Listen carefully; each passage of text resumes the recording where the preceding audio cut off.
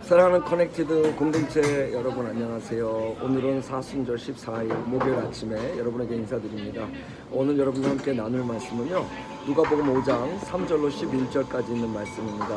특별히 어저께 무슨 일이 있었냐면, 제가 일을 하는데 일을 하면서 이렇게 지난 설교를 듣다가 너무 감동이 오는 설교가 있어서, 물론 제 설교였습니다. 용서하십시오.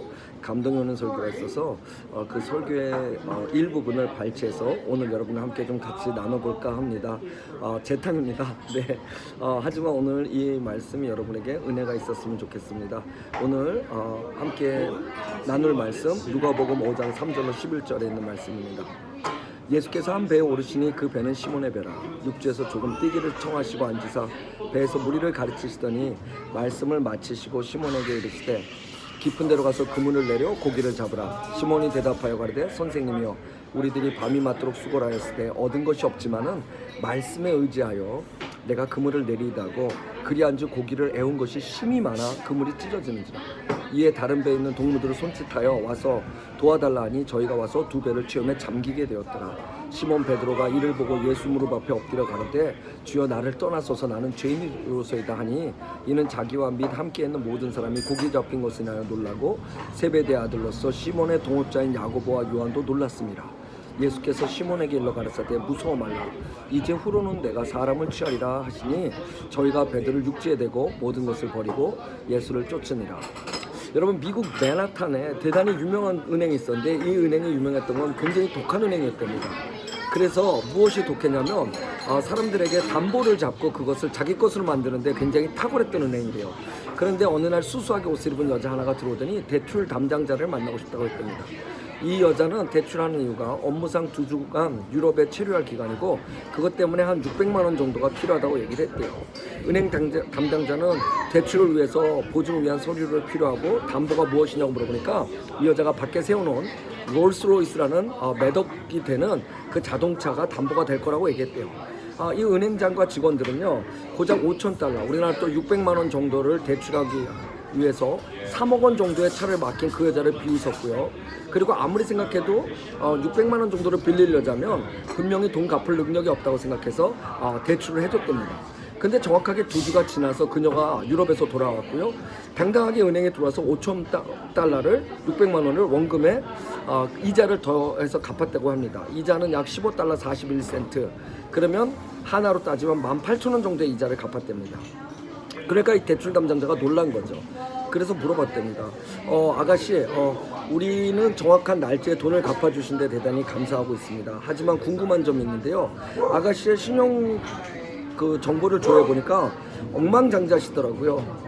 그런데 왜 고작 5,000달러를 빌리는데 어려움을 갖고 계셨습니까? 그랬더니 이 여자가 그렇게 얘기하더래요. 뉴욕시에서 2주간 주차하는데 고작 15달러 41센트, 18,000원 정도로 주차를 할 수 있는 곳이 여기 말고 또 있겠습니까? 그러니까 나는 여기다 차를 맡기고 융자를 받아서 유럽에 갔다 온 거라고 얘기했답니다. 웃긴 얘기입니다. 이익을 내는 데는 가장 뛰어난 맨하탄에 있었던 은행도 그 여자의 생각을 이기지 못했던 겁니다. 왜냐하면 우리가 세상을 살다 보면 때로는 우리가 잘한다고 믿기에 혹은 경험했던 일이기 때문에, 아니면 요새 잘 풀리고 있다고 생각하기에 우리가 넘어질 수 있다는 겁니다. 그래서 우리는 넘어지는 때가 오든 편안한 때가 오든, 요새 코로나 바이러스 때문에 어렵든 아니면 그럼에도 불구하고 여러분들의 일들이 잘 되고 있든, 우리는 어떤 수에나 우리의 경험이나 생각보다 큰 하나님을 구해야 됩니다. 그것을 신앙이라고 얘기합니다. 그리고 그 신앙을 생활을 하기 위해서 우리에겐 기본기가 필요한데, 그 기본기는 하나님의 말씀으로 다스림을 받고 우리가 기도로 하나님의 뜻을 알아가며 하나님께서 우리에게 주시는 삶들을 살아가는 겁니다. 그래서 성경에는요, 분명히 쉬지 말라고 기도했고요. 사무엘도 마지막 고별사에 자신에게 맡겨주었던 이스라엘 백성을 향해서 나는 기도를 쉬는 죄를 짓지 않겠다라고 얘기하면서 기도가 쉬는 것을 죄임을 얘기했습니다. 그런데도 불구하고 우리는 기도를 가볍게 여길 때가 참 많습니다. 때로는 우리는 우리가 필요할 때만 하는 것이 기도라고 생각할 때가 많습니다.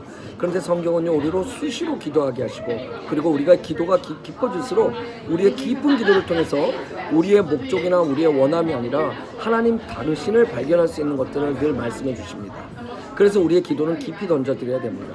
여러분, 가벼운 기도와 무거운 기도가 있다는 사실 아십니까? 가벼운 기도는 이런 겁니다. 하나님 내게 10만 불을 주시면 만 불을 11조로 드리겠습니다. 그런데 하나님 믿지 못하시면 저에게 만 불을 띄고 9만 불만 주십시오라는 기도가 가벼운 기도겠죠. 그러나 깊은 기도는 다릅니다. 응답이 이루어질 때까지 신실하신 하나님을 믿고 가는 기도겠죠. 저는 오늘 하루에 여러분들이 이런 깊은 기도를 드리기에 여러분의 모든 응답뿐만 아니라 삶의 그물이 터지는 그런 역사가 일어나길 바랍니다. 혹시라도 그런 기도 한번 드려보지 못해서 내 삶에 그물 터지는 역사 한번 경험해보지 못한 빈손으로 가는 그리스도인이 아니라 날마다 찢어지는 역사 때문에 하나님과 내 관계가 더욱더 깊어지고 세상을 향한 나에게 맡겨주신 것들에 대한 그 중보 기도를 쉬는 죄를 범치 않는 우리 귀한 성도들 되시길 주의 이름으로 축원합니다.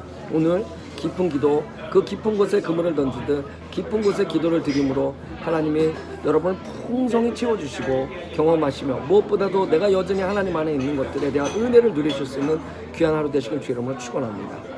감사합니다.